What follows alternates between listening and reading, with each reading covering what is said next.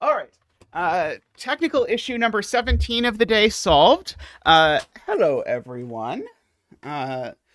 Today is cursed. The curse began yesterday when Opera decided to update in the most cursed possible way.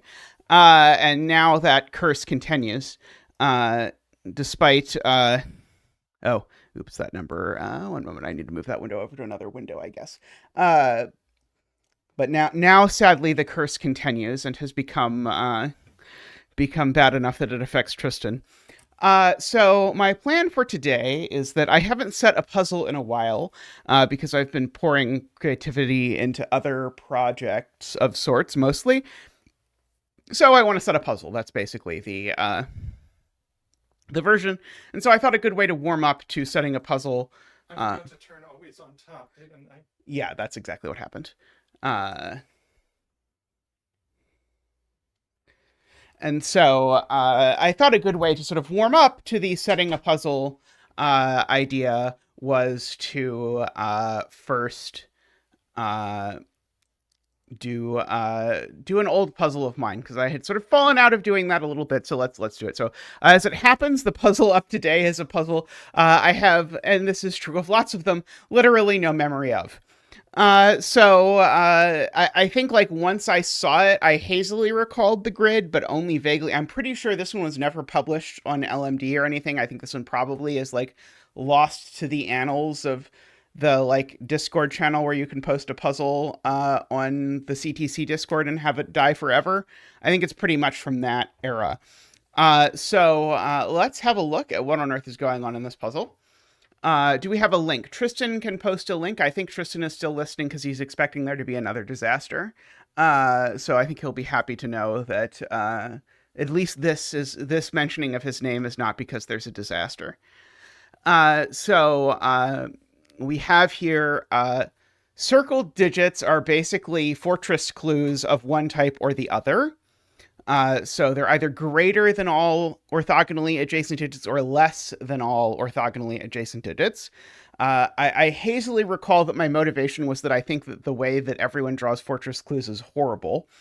I mean, by everyone, I mean the people who designed what they look like and indecipherable. And so if I just made them all circles, then it could not be so bad. So that I think was probably my motivation.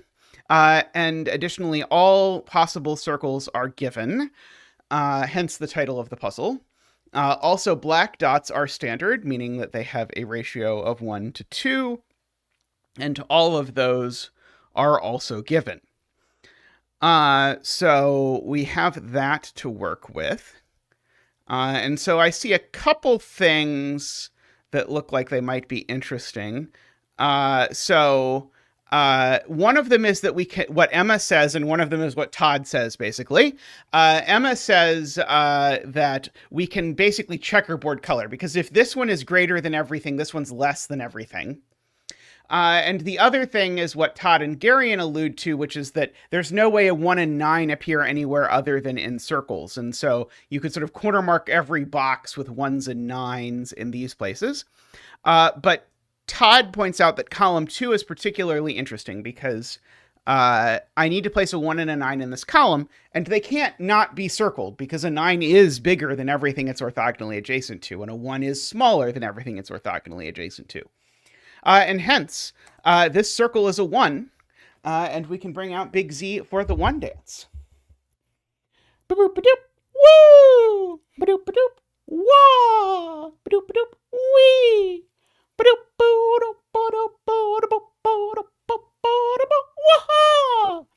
Thank you, Big Z. Thank you.